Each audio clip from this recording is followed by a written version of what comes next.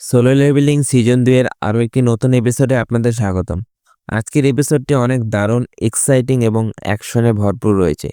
এছাড়াও এপিসোডের সকল খুঁটিনাটি বিষয় বিস্তারিত বাংলায় এক্সপ্লেন করব, তাই শেষ পর্যন্ত সাথে থাকুন।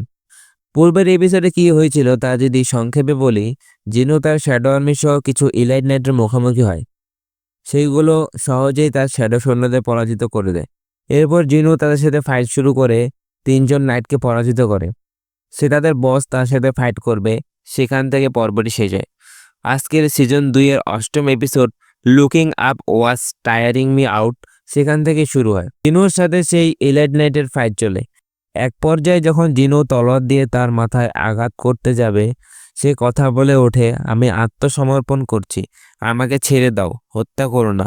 জিনু তার মুখের হেলমেটটি খুলে ফেলে। তখন আমরা দেখতে পাই একজন মেয়ে, বড় বড় চুল, চোখ এবং কান। সে জিনুর কাছে ক্ষমা চায় এবং বলতে থাকে, আমার ভুল হয়ে গেছে, আমরা হেরে গেছি, আমাকে ছেড়ে দিন। জিনু বলে, তোমরা প্রথমে আমাদের উপর হামলা করেছো, এখন বলছো ছেড়ে দিতে? আমি তোমাদের সকলের সাথীকে মেরে ফেলেছি। মেয়েটি বলে, নাইটের কাজই হলো তার মালিককে পাহারা দেওয়া, যতক্ষণ পর্যন্ত আমি ভালো আছি তারাও খুশি থাকে। জিনু তখন ফাইট বন্ধ করে তাকে ছেড়ে দেয়।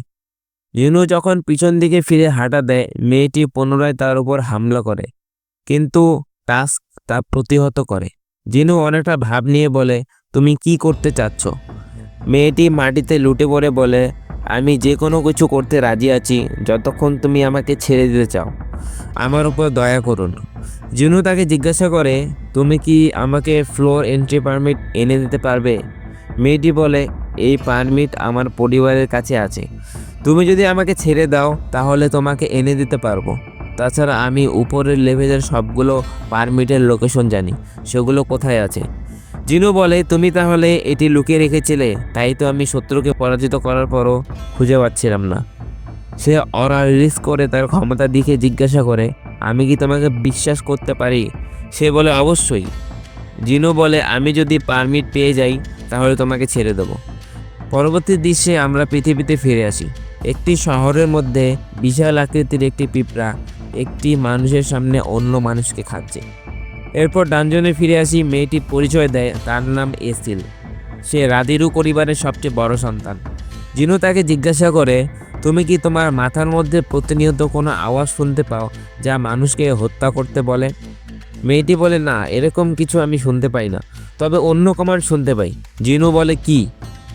এসিল বলে, প্রোটেক্ট আওয়ার স্পেস। সে আরও জিজ্ঞাসা করে, এটা কখন শুরু হয়েছে? এসিল বলে, আমরা যখন থেকে এখানে এসেছি।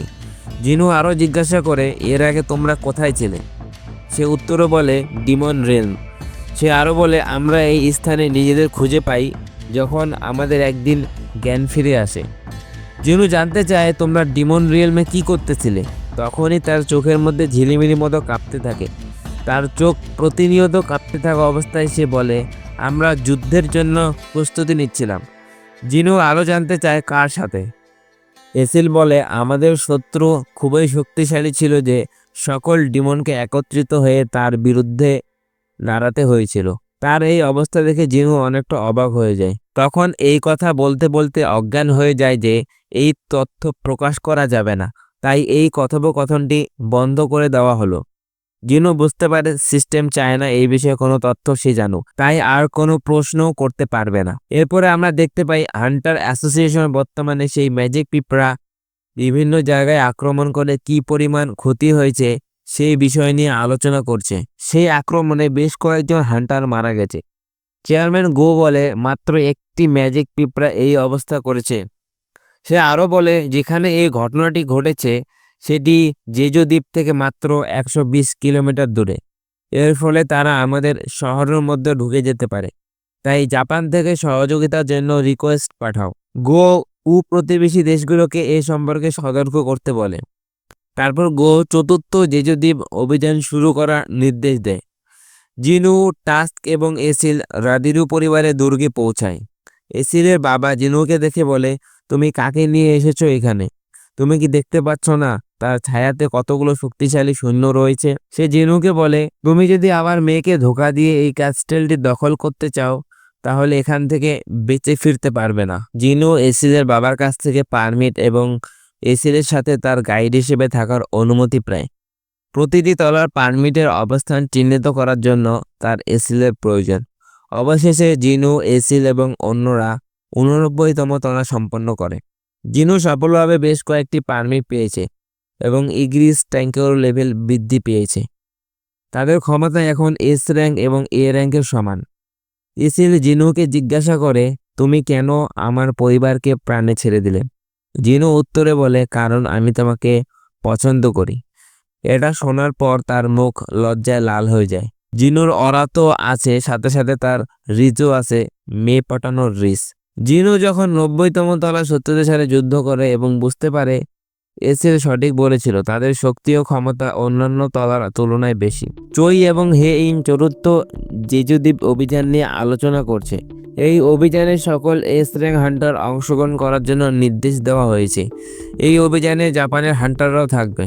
এরপরে আমরা দেখি জিনু 100তম তলায় পৌঁছে যায়।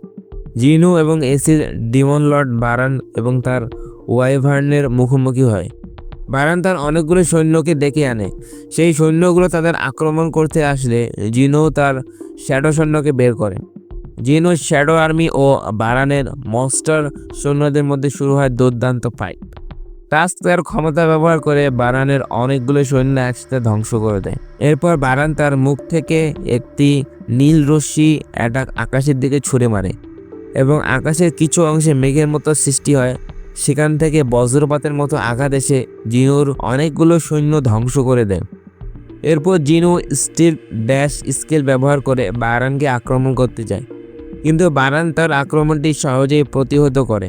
জিনু অবাক হয়ে যায়। জিনুকে ছিটকে মাটিতে ফেলে দেয় এবং বারান তার উপর আক্রমণ করে। জিনু সেটি ডজ করে। জিনু বুঝতে পারে এই আক্রমণটি বেশিক্ষণ ডজ করা যাবে না, তাই সে টাস্ক ও ইগ্রিসের সাহায্য চায়। টাস্কের ক্ষমতা ব্যবহার করে জিনুর দিকে আসা সে লাইটনিং বরাবর আক্রমণ করে। তার অ্যাটাকটি ভেদ করে বারান পর্যন্ত পৌঁছে যায়। এরই মাঝে জিনু বারানের যে ড্রাগন অর্থাৎ কাইসেলের উপরে আকাশে ছিল তার মাথা কেটে দেয়, তাই বারান নিচে নেমে আসতে বাধ্য হয়। একই সময়ে হানকাওয়া এবং ড্র সোর্ডের গিল্ডমাস্টার গোটো রিউজু, গো উ এবং বেশ কয়েকজন হান্টার অ্যাসোসিয়েশনের কর্মকর্তার সাথে দেখা করেন। ড্র শর্ট গিল্ডে হলো জাপানের একটি হান্টার গিল্ড, যাদের হান্টারের সংখ্যা সবচেয়ে বেশি জাপানে এবং তাদের 11 জন এস র্যাঙ্ক হান্টার রয়েছে। হানকাওয়া তার গিল্ড জাদুকরী পিঁপড়া সম্পর্কে যা আবিষ্কার করেছে তা শেয়ার করে।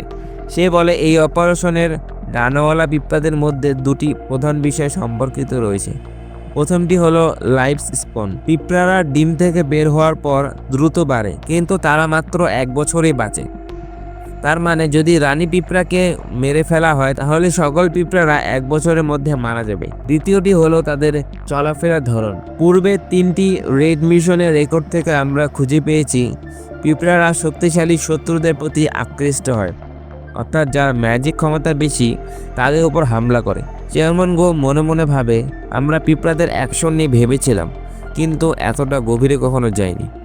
এরপর গোটো বলে, আমাদের গিল্ডের 11 জন এস র্যাঙ্ক হান্টারের মধ্যে 10 জন এই মিশনে অংশগ্রহণ করবে, আমি সহ। সে আরও বলে, আমরা সকল পিঁপড়াগুলোকে তাদের গুহা থেকে বের করে আনবো। আপনাদের দায়িত্ব থাকবে রানী পিঁপড়াকে মেরে ফেলা। চেয়ারম্যান গো বলে, ঠিক আছে, তাহলে আমরা এই তথ্যের উপর ভিত্তি করে অপারেশন প্ল্যান তৈরি করব। এরপর জিনু, বারান এবং তার বাহিনীর সাথে তাদের লড়াই চলতে থাকে। বারান টাস্ক ও আয়রনের শ্যাডোকে ধ্বংস করে দেয়। এরপর জিনু ও ইগ্রিস দুজনে একসাথে বারানের উপর আক্রমণ করে।